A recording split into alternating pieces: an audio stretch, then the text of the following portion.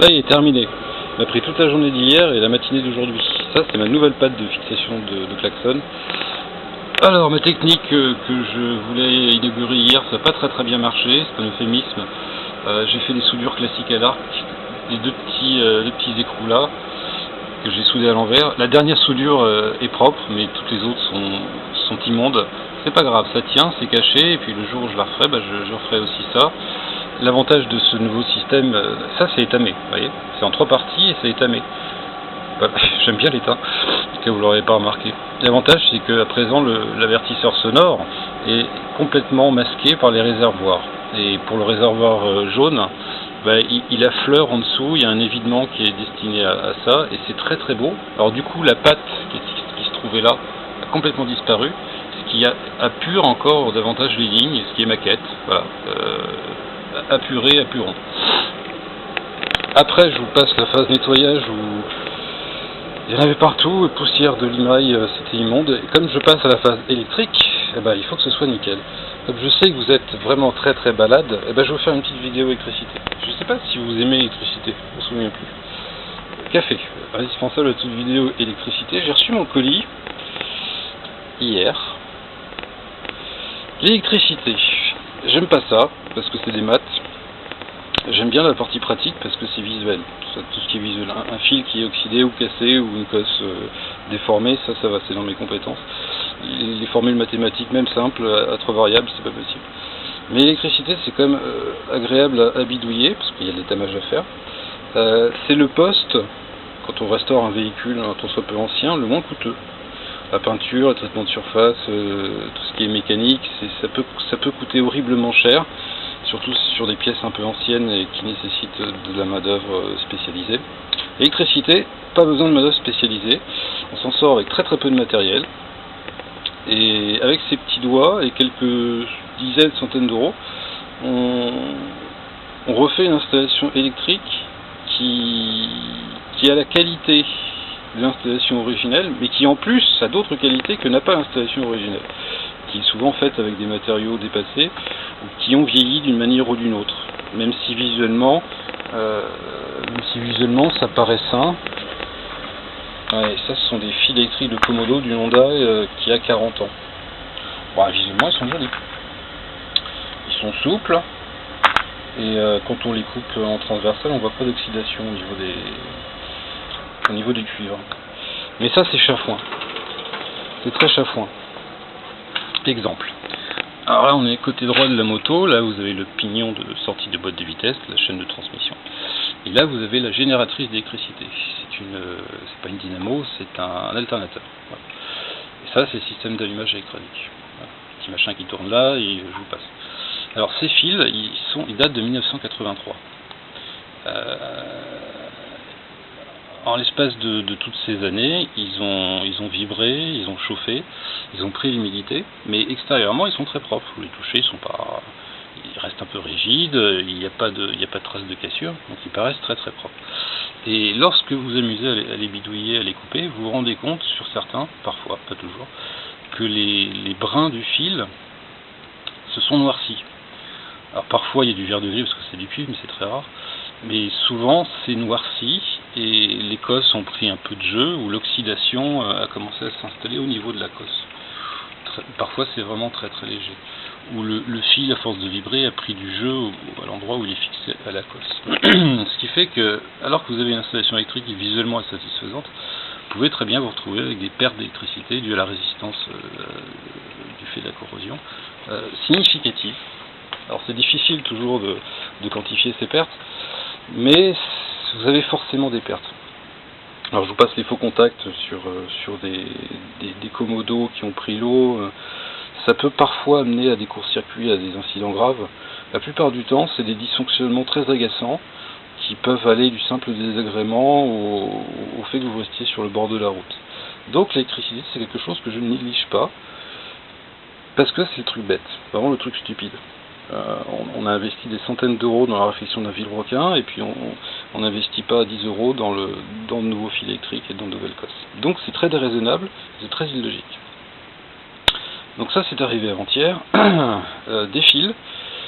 un certain nombre de rouleaux de fil, pas beaucoup, c'est par 5 mètres, hein. J'étais très raisonnable, des cosses, des fusibles. Alors vous avez des fusibles classiques, ça c'est un fusible classique un petit peu original, puisque lorsqu'il est grillé, il s'allume, une petite LED à l'intérieur, je trouve ça rigolo, c'est nouveau, ça n'existait pas évidemment à l'époque, hein. D'où l'intérêt de se tenir au courant des nouveautés. Ça ressemble à un fusible, mais en fait c'est beaucoup plus diabolique, c'est un petit disjoncteur, ce qui fait que, imaginez que vous ayez un court-circuit sur votre installation, et ben ça disjoncte à l'intérieur, et puis vous réenclenchez le petit bouton. C'est un fusible réutilisable à l'infini. Je le testerai. Très pratique, par exemple, lorsque vous faites des essais d'électricité sur un faisceau et que vous vous trompez, bah ça, au lieu de dépenser une fortune en fusible à chaque fois, vous pouvez utiliser ce genre de petit système. Des porte-fusibles modernes. Ceux-là ne sont pas étanches, mais certains sont étanches. Des fils de bougie aussi modernes, en silicone. Parce que les anciens fils de bougie, ben, c'est pareil, l'oxydation rentre au niveau du fil. On ne le voit pas toujours, mais au niveau de la connectique entre la bobine par exemple et le fil, ou entre l'antiparasite et le fil, ça peut être une cause d'emmerdement, disons-le. Pour un truc à 2 francs 6 sous. La solution, c'est de changer systématiquement. Le grand classique, ça c'est un gros câble, c'est pour les démarreurs. Ça relie la batterie au démarreur, beaucoup d'ampères, hein, énormément d'ampères, donc il y a un câble de très très forte section. La corrosion adore se mettre là-dedans, s'il y a énormément de fils, elle se régale. Donc ça c'est pareil, ça coûte, je sais pas, 50 cm de câble, il y en a pour 50 centimes, ça vaut vraiment pas le coup de s'en priver. Ça c'est des petites merdouilles que j'ai du mal à trouver, ce sont des clips à visser et qui permettent de fixer un fil électrique, par exemple à l'intérieur d'un garde-boue. Alors vous pouvez aussi les étamer, ce que je compte faire. J'ai beaucoup de mal à en trouver et ma société britannique préférée me vend ça une fortune. Il faut que j'arrête d'acheter en Angleterre pour ça. De la gaine thermorétractable pour protéger ses cosses. Celle-là est rouge, puisque j'en avais pas de rouge. Et donc du fil. Alors aujourd'hui, ça c'est du fil plus gros, ça c'est du fil moins gros. Aujourd'hui, il existe une nouvelle famille de fils qui n'existaient pas, de câbles, pardon, qui n'existaient pas à l'époque. Ce sont des câbles à parois extrêmement minces, qui sont beaucoup moins encombrants que les câbles qu'on faisait il y a quelques dizaines d'années. L'avantage, bah, c'est l'encombrement, parce que dans un espace réduit comme peut l'être une moto, si vous ajoutez café, les accessoires, bah, vous vous retrouvez avec beaucoup de fils. Et l'espace se réduit, cigarette. Et le jour où vous avez à intervenir pour une raison ou pour une autre, vous vous retrouvez confronté à une salade de spaghettis impénétrable, et c'est pas sûr que ce soit vous qui gagnez. Donc des câbles à parois très minces, qui sont donc de diamètre inférieur aux câbles qui se produisent à l'époque, et qui tiennent un ampérage assez conséquent. Alors, ceux-là, c'est des milieux de gamme, ils peuvent supporter 16 ampères, ce qui est beaucoup. C'est vraiment beaucoup, ça commence à faire 16 ampères. Ma batterie de MZ,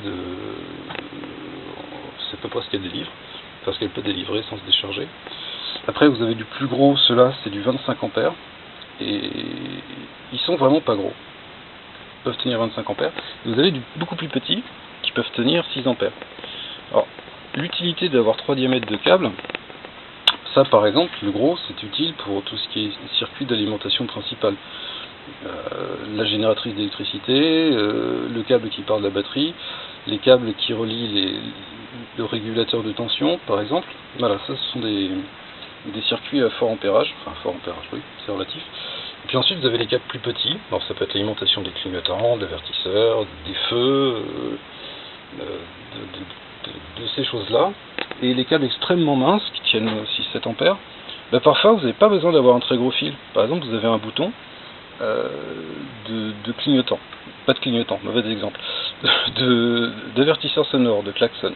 Ben dans ces cas-là, quand vous appuyez sur le bouton, en fait, vous n'envoyez pas du courant vers le klaxon, vous pouvez aussi mettre à la masse le klaxon. Donc vous n'avez pas de courant qui passe dans ce fil-là, c'est qu'une mise à la masse. Donc vous n'avez besoin qu'un tout petit fil.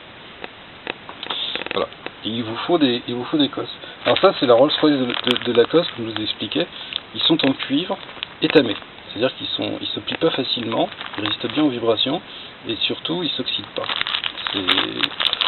Ça vaut le coup d'investir là-dedans. Alors il existe des diamètres différents, enfin des épaisseurs, des codes différentes de cosses, selon les usages. Parfois il vous faut des toutes petites cosses, parce qu'il vous faut des petites. Donc il faut tout un assortiment. Ça, ce sont des porte-ampoules. C'est pour porter les ampoules. Ouais. Bah oui. Il vous faut tout un assortiment de cosses. Alors vous avez des cosses drapeaux, par exemple, là sont en forme de drapeau. Ouais, on voit un peu. Vous avez des cosses rondes, des cosses dites faston, ça c'est des faston, ça c'est une mâle, équivalent femelle. Vous avez des cosses rondes, et tout ça il vous les faut dans des dimensions. Vous avez des passe-fils en caoutchouc, parce que vous faites un perçage sur un cuvelage de phare, il faut mettre ce genre de choses, sinon les fils se coupent au passage de la tôle. Donc voilà, et c'est vraiment le poste le moins onéreux, ça coûte rien à faire. Vous équipez du schéma électrique d'origine, il est préférable, parce que quand vous faites des bidouilles, il n'y a que vous qui les connaissiez, et puis de toute façon, il arrive fréquemment qu'on sache plus ce qu'on a fait.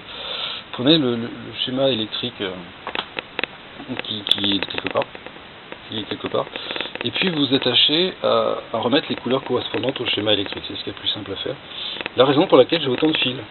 Alors bon, vous avez du rouge, du bleu, des couleurs primaires, mais vous avez aussi du marron noir. Très très utile le marron noir, ou du jaune noir, et vous avez 30 couleurs comme ça disponibles. Pareil pour les couleurs. Et ben il n'y a plus qu'à.